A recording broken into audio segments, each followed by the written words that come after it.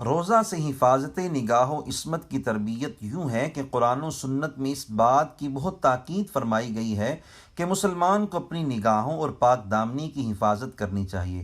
اس کی نظر ایسی جانب نہ اٹھے جس سے رب تعالیٰ نے منع فرمایا ہے، کیونکہ آنکھ دل کا راستہ ہے۔ اگر آنکھ محفوظ ہے تو امید ہے کہ دل بھی محفوظ رہے گا، لیکن آنکھ آلودہ ہو گئی تو دل کا پاکیزہ رہنا بہت مشکل ہے۔ ایسے ہی تاکید فرمائی گئی کہ مسلمان کا کردار کسی برے فعل سے داغدار نہ ہو۔ حفاظت نگاہ کی اہمیت۔ رسول صلی اللہ علیہ وآلہ وسلم سیدنا عباس کے شہزادے سیدنا عبداللہ رضی اللہ تعالی عنہما سے روایت ہے کہ ایک نوعمر شخص نے عرفات کے دن عورتوں کی طرف دیکھا تو رسول اللہ صلی اللہ علیہ وآلہ وسلم نے اپنے دست مبارک سے ان کا چہرہ دوسری طرف پھیر کر فرمایا، ان ھذا یوم من ملک فیہ سمعہ وبصرہ ولسانہ غفر لہ۔ آج وہ دن ہے کہ جو شخص اپنے کان، آنکھ اور زبان کو قابو میں رکھے اس کی مغفرت ہو جائے گی۔ توجہ طلب بات ہے کہ اگر عرفات کے مبارک مقام پر رحمتوں والے دن میں بھی مغفرت حاصل کرنے کے لیے کانوں، آنکھوں اور زبان کی حفاظت ضروری ہے تو باقی دنوں اور جگہوں پر کتنی ضروری ہوگی۔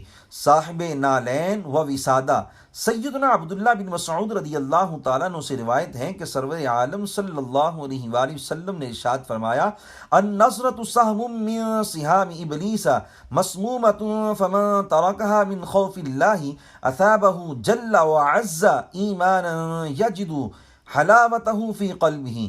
یعنی بدنگاہی شیطان کے زہر آلود تیروں میں سے ایک زہریلا تیر ہے، تو جو شخص اللہ تعالیٰ کے خوف سے بدنگاہی چھوڑ دے، اللہ عز و جل اسے ایسا ایمان عطا فرمائے گا کہ بندہ اپنے دل میں اس ایمان کی مٹھاس پالے گا۔ روزہ سے تربیت۔ روزہ کے وقت میں انسان کو کھانے پینے کی چاہت بھی ہوتی ہے اور وہ ایسا کر بھی سکتا ہے، مگر وہ ان سے صرف اس لیے بچتا ہے کہ اللہ تعالیٰ نے اس وقت میں کھانے پینے سے بچنے کا حکم فرمایا ہے۔ اس سے تربیت ملتی ہے کہ جیسے پیٹ کو نافرمانی سے روکا ہے، ایسے ہی آنکھوں کو بھی بدنگاہی سے روکنا ہے، کردار کو بھی برے فعل سے پاک رکھنا ہے، کیونکہ رب تعالیٰ نے نگاہوں اور عصمت کی حفاظت کا حکم بھی فرمایا ہے۔ سیدنا عبداللہ بن مسعود رضی اللہ تعالیٰ عنہ سے روایت ہے کہ سرور عالم صلی اللہ علیہ وآلہ وسلم نے فرمایا، یا معشر الشباب من استطاع الباءۃ فلیتزوج فإنه اغض للبصر واحسن للفرج ومن لم يستطع فعليه بالصوم فإنه له وجاء۔ یعنی اے جوان مسلمانوں، تم میں سے جسے نکاح کی طاقت ہو، یعنی نکاح کے لیے مال بھی ہو اور کوئی شرعی رکاوٹ بھی نہ ہو، وہ ضرور نکاح کرے، کیونکہ اس سے نگاہوں اور پاک دامنی کی خوب حفاظت ہو جاتی ہے۔ یعنی نکاح کے بعد غیر محرم عورتوں کی طرف دیکھنے یا گناہ کا ارتکاب کرنے کی ضرورت ہی نہیں رہتی۔ اور جسے نکاح کی طاقت نہ ہو وہ ضرور روزے رکھے، کیونکہ روزہ خواہشات نفس کا توڑ ہے۔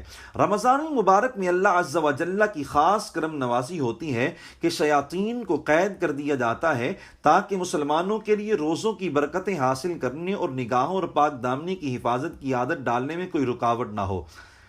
عفت حبیبۃ الرسول۔ حبیبۃ الرسول صلی اللہ علیہ وآلہ وسلم بنت صدیق اکبر رضی اللہ تعالیٰ عنہ ام المؤمنین سیدتنا عائشہ صدیقہ رضی اللہ تعالیٰ عنہا کو اللہ تعالیٰ نے بے شمار خوبیوں سے نوازا۔ آپ نے سید عالم صلی اللہ علیہ وآلہ وسلم کے انتہائی قریب رہ کر بہت اعلیٰ تربیت حاصل کی، اور آپ صلی اللہ علیہ وآلہ وسلم کے وصال اقدس کے بعد امت کی خوب تربیت فرمائی۔ آپ کا وصال سیدنا امیر معاویہ رضی اللہ تعالیٰ عنہ کے دور سلطنت میں 17 رمضان المبارک 57 ہجری کو ہوا۔ دیگر امہات المؤمنین رضی اللہ تعالی عنہن کی طرح سیدتنا عائشہ صدیقہ رضی اللہ تعالی عنہا کی عفت و پاک دامنی بے مثال ہے اور امت مسلمہ کی خواتین کے لیے لائق تقلید ہے۔ آپ ایسی عفیفہ تھیں کہ آپ کی پاک دامنی کی گواہی خود رب تعالیٰ نے قرآن مجید میں ارشاد فرمائی۔ سورہ نور کی 16 آیات کریمہ میں آپ کی پاک دامنی بیان ہوئی۔ آخری آیت یہ ہے، الخبیثات للخبیثین والخبیثون للخبیثات والطیبات للطیبین والطیبون للطیبات۔ ناپاک عورتیں یا گندی باتیں ناپاک مردوں کے لیے ہیں، اور ناپاک مرد ناپاک عورتوں یا ناپاک باتوں کے لیے ہیں، اور پاکیزہ عورتیں یا اچھی باتیں پاکیزہ مردوں کے لیے ہیں، اور پاکیزہ مرد پاکیزہ عورتوں یا باتوں کے لیے ہیں۔ مزید ارشاد فرمایا، لہم مغفرۃ ورزق کریم، ان یعنی پاکیزہ لوگوں کے لیے بخشش اور عزت کی روزی ہے۔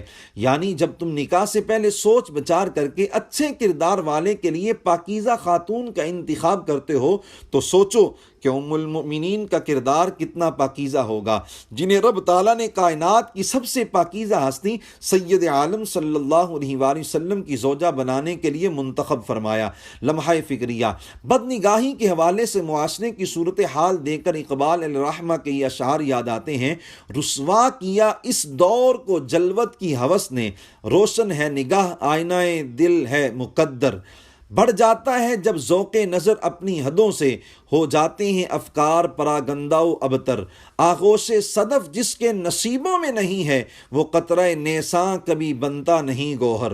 سرور عالم صلی اللہ علیہ وآلہ وسلم نے نکاح اور روزوں کو نگاہوں اور کردار کی حفاظت کا ذریعہ ارشاد فرمایا، مگر ہم لوگ ان کے ذریعے بد نگاہی سے جان چھڑانے کی کوشش ہی نہیں کرتے، بلکہ نکاح کے وقت ایسا ماحول بنا دیا جاتا ہے اور سحر و افطار کے پروگرامز کا یہ حال ہوتا ہے کہ بجائے اس کے کہ نگاہوں کی حفاظت کا ذہن بنے، رہتی کسر بھی نکل جاتی ہے۔ پھر روزے کے دوران فحش تصاویر سے بڑے اخبارات، سوشل میڈیا پر بے حیائی کا طوفان اور دیگر معاملات ایسے ہیں کہ روزے سے تربیت حاصل کرنے کی طرف توجہ ہی نہیں جاتی۔